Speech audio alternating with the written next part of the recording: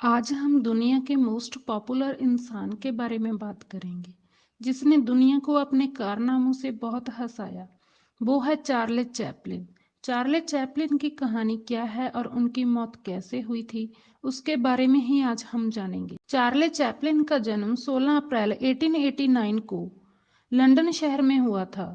इनके पिता Charles Spencer Chaplin और माँ हिना चैपलिन म्यूजिक हॉल में सिंगर और जूनियर आर्टिस्ट थे। चार्ली चैपलिन की हंसाने की कहानी 5 साल की उम्र से ही शुरू हो गई थी। ये कहानी शुरू होती है तब से जब चैपलिन की मां स्टेज पर गाना गा रही थी, तो उनकी आवाज गाना गाते समय अचानक ही बंद हो गई थी और लोग चप्पल्स और जूते स्टेज पर फेंकने लगे थे। ये सब कुछ देखते हुए चार्ली चैपलिन स्टेज पर आकर अपनी मां के गाने को कॉपी करके गाने लगे, जो लोगों को बहुत ही फनी लगा और दर्शकों ने उसे खूब सराहा और स्टेज पर सिक्के फेंकने लगे। 5 साल की उम्र में ये चार्ली की पहली कमाई थी। उसी समय चार्ली को लगा कि उनकी ये गरीबी और अकेलापन जो उन्हें स्टेज पर चढ़ाता है वो लोगों को बहुत अच्छा लगता है। मां को बचाने के लिए स्टेज पर चढ़कर गाने वाले गीत की वजह से ही चार्ली चैपलिन फनी कलाकार कहलाने लगे। इसीलिए उन्होंने मूवीज में दुख, अकेलापन, गरीबी और बेचैन सी जिंदगी को कॉमेडी के रूप में प्रदर्शित किया है और पूरी दुनिया उन पर आज तक हंसती रही। उसके बाद जब चार्ली के माता पिता डिवोर्स लेकर अलग हो गए, तो चार्ली को अपने माँ और भाई के साथ अनाथ आश्रम में रहना पड़ा। उसके दौरान चार्ली की मां के पास कोई नौकरी नहीं थी, जिसकी वजह से उसकी मां मानसिक तौर पर बीमार हो गई और उसी वजह से कोर्ट ने चार्ली और उसके भाई को पिता के साथ रहने के आदेश दे दिए। लेकिन उसके पिता ने तब तक दूसरी शादी कर ली थी और सौतेली मां ने चार्ली और उसके भाई पर बहुत जुल्म किए। उसके कुछ ही समय बाद उनकी मां पागल खाने से ठीक होकर घर वापस आ गई, जिससे उनकी लाइफ में खुशियां फिर से आ गई।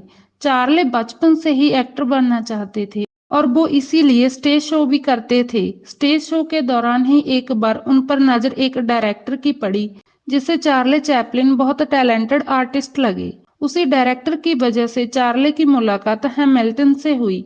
हैमिल्टन ने चार्ली को एक सीरीज शो करने का ऑफर किया, लेकिन चार्ली को पढ़ना नहीं आता था और उन्होंने उस शो के डायलॉग्स को बोलकर ही याद किया।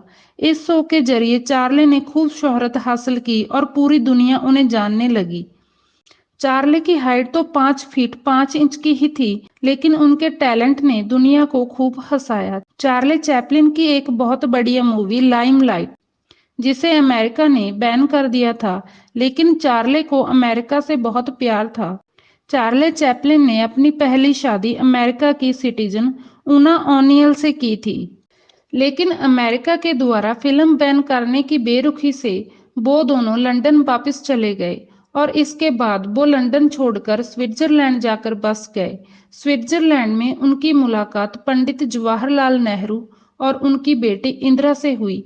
चार्ली ने अपनी आत्मकथा में ये भी लिखा है कि वो महात्मा गांधी के विचारों से बहुत प्रभावित थे। इसी वजह से वो महात्मा गांधी से लंदन में मिले थे। चार्ली चैपलिन ने बेस्ट कॉमेडियन एक्टर होने की वजह से बहुत से अवार्ड भी प्राप्त किए। सन 1952 में उनकी फिल्म लाइमलाइट को अवार्ड से नवाजा गया और उनकी और भी बहुत सारी मूवीज को अवार्ड मिले।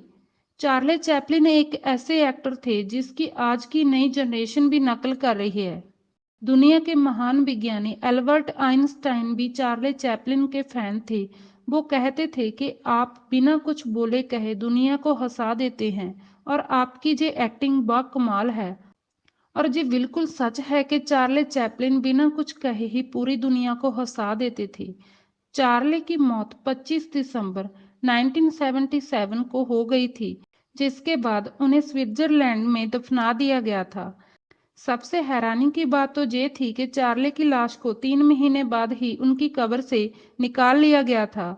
पूरी जांच पड़ताल के बाद पता चला था कि चार्ली की लाश को चोरों ने फिरौती के लिए चुराया था, क्योंकि चार्ली एक बहुत महान एक्टर था। चोरों को लगता था कि उनकी लाश के लिए उन्हें बहुत बड़ी फिरौती मिल जाएगी, लेकिन इससे पहले ही वो पकड़े गए। अगर आपको वीडियो अच्छी लगी तो लाइक और कमेंट जरूर करें और चैनल को सब्सक्राइब भी जरूर करें।